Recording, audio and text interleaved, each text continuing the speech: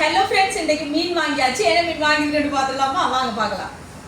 இன்றைக்கி நிறைய மீன்கள் சேர்த்து நான் கொண்டு வந்தேன். ஆனால் இறால், நண்டு, கனவா இந்த மூன்றும் கொண்டு வரையில்லை. அதில் பார்த்தீங்கன்னா கண்ணாடி பாறை, நல்ல பெரிய கண்ணாடி பாறை கொண்டு வந்தார் நண்பர்களே.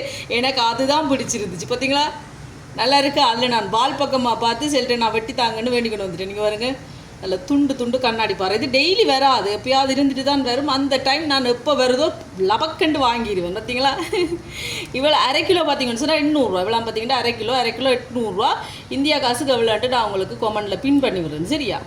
யாருக்கெல்லாம் இந்த கண்ணாடி பாறை மீன் பிடிக்கும்? எனக்கு நல்லாவே பிடிக்கும் ஃப்ரெண்ட்ஸ். இதில் அரைச்சி குழம்பு வச்சாலும் நல்லா தான் இருக்கும்.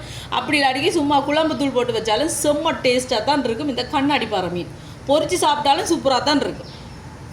ஓகே நண்பர்களே, அதோடு பார்த்தீங்கன்னு சொன்னால் கடலுக்கே ராஜா கடல் விரால் கூட இருந்துச்சு தான். நான் வாங்கல.